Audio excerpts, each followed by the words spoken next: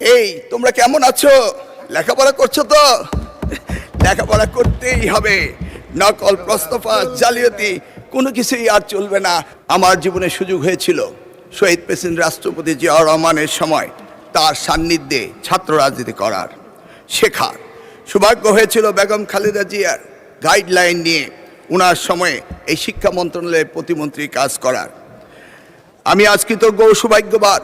শহীদ রাষ্ট্রপতি জিয়াউর রহমান ও দেশনেত্রী বেগম খালেদা জিয়ার রক্তের উত্তরসূরি তারেক রহমানের নেতৃত্বে বাংলাদেশে এই ঐতিহাসিক পথ চলার অংশ হতে পেরে।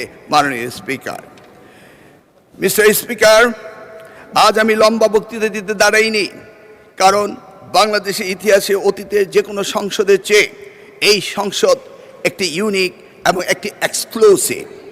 মহান জুলাই অভ্যুত্থানের পটভূমিতে শহীদের রক্তদানের মধ্য দিয়ে 2 শতক পরে জনগণের ভোটের প্রতিনিধিত্ব হয়ে এই সংসদের সৃষ্টি হয়েছিল। It is a very highly priced parliament in the country. যে কারণে লম্বা বক্তৃতা নয়, আমরা অনেকেই জানি এই অল্প সময়ের ভিতরে বক্তৃতা আমি দিচ্ছি, তার কারণ আমরা দেখেছি আমেরিকার প্রেসিডেন্ট আব্রাহাম লিঙ্কন তার জীবনের সবচেয়ে সংক্ষিপ্ত বক্তৃতায় একটি এমন উক্তি করেছিলেন যা যুগ যুগ ধরে মানুষের মনে রয়েছে, the government of the people, by the people, for the people. মাননীয় স্পিকার, এই মহান সংসদে আমি দাঁড়িয়ে আজকে আমার শিক্ষা ব্যবস্থার উপরে 2টি কথা বলতে চাই। আমি দেখেছি শহীদ রাষ্ট্রপতি জিয়াউর রহমান মাত্র 16 দিনের জন্য তিনি শিক্ষামন্ত্রীর দায়িত্ব নিয়েছিলেন এবং তিনি এই শিক্ষার ব্যাপক পরিবর্তন এনেছিলেন। তারই পরে 1991 সালে দেশমাতা বেগম খালেদা যখন প্রধানমন্ত্রী হয়েছিলেন, সেই সময়ে তিনি ব্যাপক পরিবর্তন করেছিলেন।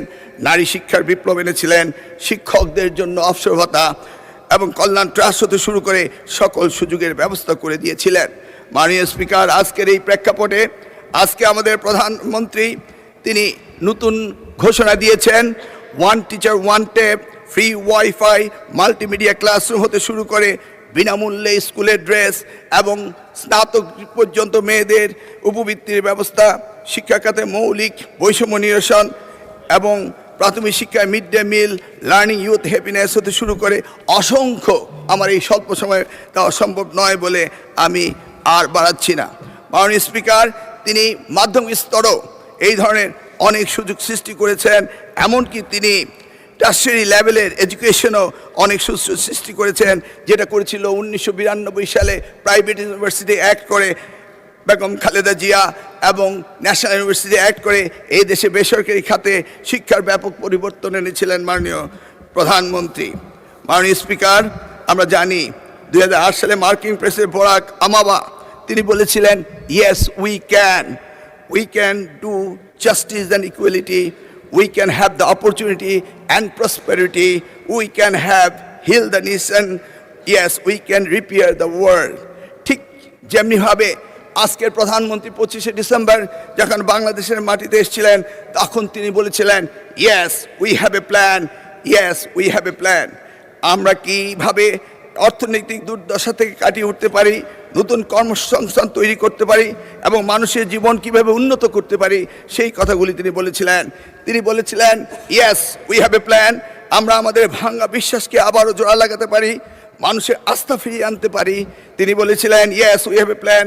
আমরা এই জাতিকে সুস্থ করতে পারি, ঘৃণা ও বিভাজনের রাজনীতি থেকে ঐক্য এবং ফিরিয়ে আনতে পারি। Yes we have a plan.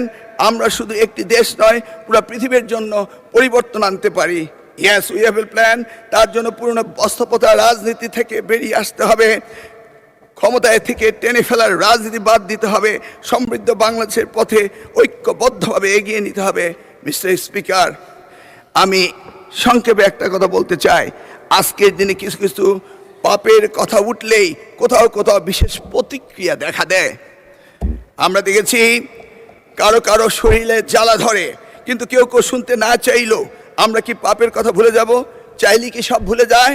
Mister speaker, আমরা সবাই জানি কিছু পাপ আছে যার কোনো ক্ষমা হয় না, যদিও না ক্ষতিগ্রস্তরা সেই ক্ষমা না করে দেন যেটা আমাদের পবিত্র কোরআন শরীফে রয়েছে। আমরা বাস্তবতায় অনেক সময় অনেক কিছু মেনে নেই, উপেক্ষা করি, হজম করি এবং কম্প্রোমাইজ করি, কিন্তু তাই বলে পাপ কি কখনো মুছে যায়? উত্তর একটাই, পাপ কখনো মুছে যায় না। সত্যটা হলো এই জাতির ইতিহাসে সবচেয়ে বড় পাপের ঘটনাটি ঘটেছিল 1971 সালে। 54 বছর পরও জাতি তা ভুলে যায়নি। তার প্রমাণ 2026 সালের 12ই ফেব্রুয়ারি আজকের এই মহান সংসদে আমরা এসেছি। সুতরাং এই পাপের কথা আমরা ভুলে যাব না, বরং প্রজন্ম থেকে প্রজন্ম আমরা এই পাপের কথা বলেই যাব। মাননীয় স্পিকার, মিস্টার স্পিকার, পরিস্থিতি আমি যা বলে শেষ করব তা সারা দেশের আমার অতি আদরের সোনামণিদের জন্য বলবো, তাদের উদ্দেশ্যে বলবো, এই তোমরা কেমন আছো? লেখাপড়া করছো তো? লেখাপড়া করতেই হবে।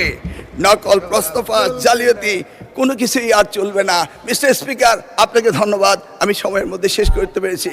আল্লাহ হাফেজ।